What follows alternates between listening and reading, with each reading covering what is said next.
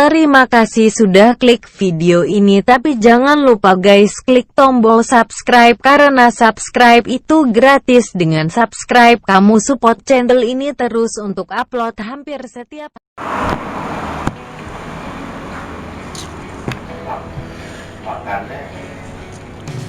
Halo semua, salam properti Bali. Kembali ketemu lagi dengan gue sendiri. Emang gue sendirian terus ya? Enggak lah, nanti kita akan rame-rame juga. Salam properti Bali, tetap sehat, tetap semangat, tetap optimis selalu. Salam semangat. Kali ini gue mau ngebahas soal, sebenarnya masih di tempat yang sama ya. Bikin sequel, beda-beda video, nggak apa ya. Mumpung di satu tempat lah, kita bikin beberapa video yang berbeda-beda. Topik-topik yang ringan-ringan, yang singkat-singkat, bisa menjadi bahan diskusi, bahan sharing, bahan pembahasan terkait properti di Bali. Oke, kali ini gue mau ngebahas soal legalitas sertifikat properti. Singkat sih, nggak mau ribet-ribet, nggak mau pusing-pusing, karena gue bukan mau ngasih tutorial, bukan mau ngasih apa, terkait hanya soal sharing, yaitu ternyata harga properti bisa berpengaruh dari harga legalitas, dari surat-surat yang legal. Jadi jangan dikira ya, walaupun properti itu legal, artinya ada surat-surat, tetap bisa menjadi celah untuk menurunkan harga properti itu sendiri. Oke, yang pertama harus kita tahu adalah properti itu untuk tanah khususnya itu harus ada harga tertinggi lah ya. Harga tertinggi itu pasti posisinya adalah SHM, jadi sertifikat hak milik. Itu harga tertinggi lah, harga yang masih oke. Tapi di bawah itu masih ada lagi, bawahnya itu ada surat girik, masih HGB, atau bahkan masih pipil. Nah itu sangat mempengaruhi harga. Jadi jangan sampai SHM kita belum punya, kita baru HGB, bahkan masih pipil, tapi kita memberikan harga itu seharga SHM. Jadi walaupun itu memang milik kita, tapi kekuatan surat-surat itu masih belum standar tertinggi, yaitu sertifikat hak milik, otomatis kita terpaksa menjual di bawah harga pasar. Itu dari soal harga tanah, terkait dengan tanah. Kemudian berkembang lagi soal IMB. Ini kalau misalnya kita membangun rumah atau menjual rumah. Kalau kita rumah itu tidak ada IMB, otomatis harga pasti akan di bawah dari harga normal. Jadi dibandingkan harga properti rumah atau villa yang dengan IMB, dibandingkan dengan harga villa atau rumah dengan tanpa IMB, itu pasti lebih murah yang tanpa IMB. Nah itu sangat mempengaruhi. Kok kenapa sih bisa tanpa IMB bisa ngebangun gitu kan? Itu pertanyaannya. Nah itu akan dibahas di video berikutnya yang lain lagi, karena akan panjang, nggak panjang sih, tapi akan sangat melebar nanti kalau gua bahas. Nanti akan ada video terkait kenapa bisa dibangun properti di atas tanah yang belum bisa keluar IMB, gitu loh. Oke, jadi sangat pengaruh juga. Kemudian PBB itu surat pajak. Jadi kalau seandainya kita sudah ada SHM, kita sudah ada IMB, tapi terkadang ada properti yang baik tanah maupun rumah nih, kalau PBB ya, itu PBB-nya tuh belum diurus, masih PBB global, atau PBB-nya kita nggak tahu, atau PBB-nya juga terhutang, artinya kita belum pernah bayar PBB. Itu mempengaruhi juga, karena nanti itu biaya-biaya PBB berikutnya akan menjadi tanggungan dari pemilik yang baru. Otomatis itu bisa juga mengurangi dari harga properti. Nah ketiga komponen ini, SHM, IMB, PBB, itu sangat pengaruh juga kan. Jadi untuk pemilik properti ya diperhatikan tiga poin itu juga, dan ini juga berlaku untuk pembeli properti pastinya. Yang berikutnya adalah ada kasus nama pemilik itu berbeda dari surat-surat yang ada. Jadi misalnya di SAM itulah namanya Bapak Ato misalnya, tapi ternyata yang mau jual itu adalah Ibu Aris. Nah, gitu. Kenapa bisa berbeda? Ada kemungkinan lagi nih.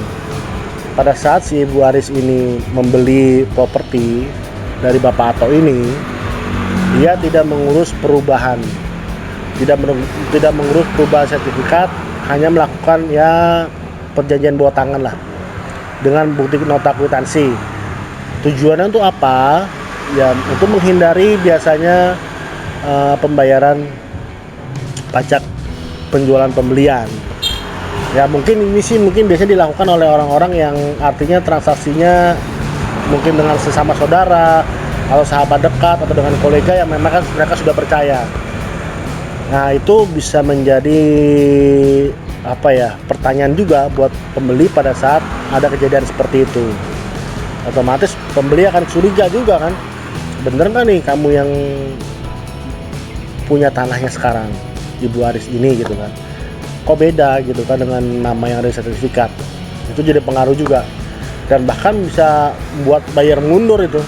Jadi sebaiknya pada saat kita mau jual properti, pastikan nama-namanya sesuai dengan pemilik yang sebenarnya, baik di sertifikat, di PBB maupun di IMB, karena itu sangat mempengaruhi baik dari nilai jual maupun kepercayaan dari calon pembeli juga.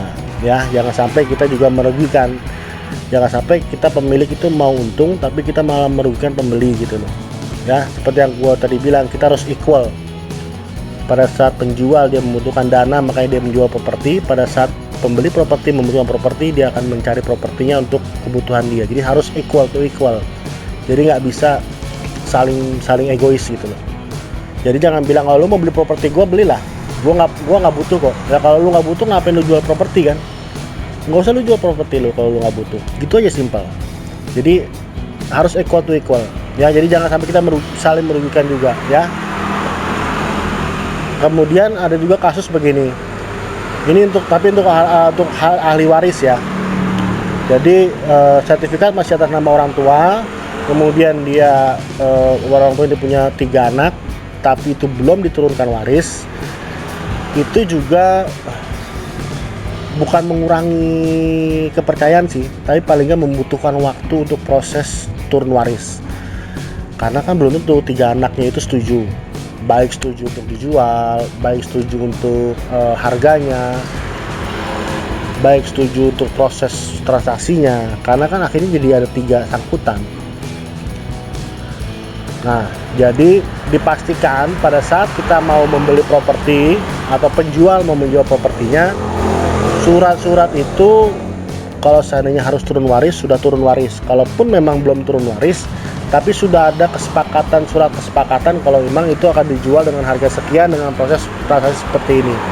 Otomatis itu akan sangat memudahkan baik maupun penjual propertinya maupun ke pembeli propertinya. Jadi sudah tidak ada keraguan lagi gitu loh. Nah, karena kan penjualan dan pembelian itu pasti membutuhkan kepercayaan, membutuhkan saling trust, membutuhkan saling saling support. Jadi jangan sampai lah kita juga mau menang sendiri juga gitu loh. Oke, jadi buat baik pemilik properti maupun pembeli properti, untuk soal legalitas secara singkat, SAM, PBB, IMB itu harus dengan sesuai dan harus ada bila ingin memang propertinya dibeli atau terjual dengan harga yang standar, normal, bukan harga di bawah harga pasar. Pastikan juga nama pemilik properti sesuai dengan nama yang ada di surat-surat legalitas. Kalau turun waris, otomatis sudah harus ada surat keterangan kesepakatan jual, prosesnya segala macam, pernyataan dari semua ahli waris yang ada. Ya syukur-syukur sudah diturun wariskan, sudah dipecah. Tapi kalau belum ya lakukanlah seperti itu, buat surat keterangan dan sebagainya. Oke semuanya ya, itu aja soal terkait soal legalitas, soal properti, terkait harga properti, terkait harga properti dengan surat-surat legalitas. Aduh agak berisik karena pinggir jalan. Oke semuanya, thank you. Jangan lupa videonya ini di komen. Kalau ada pertanyaan-pertanyaan atau ada masukan-masukan lain silakan aja. Kemudian juga di like, di share. Jangan lupa di subscribe channelnya biar gue semangat terus. Kemudian kunjungi juga website Toko Properti Bali di tokopropertibali.com. Kalau mau beli properti Bali silakan aja di 0813 5331 0123. Nanti kita akan ngobrol-ngobrol lagi semuanya. Thank you semua, check out dan salam sukses selalu, tetap semangat, tetap sehat, tetap optimis selalu. See ya.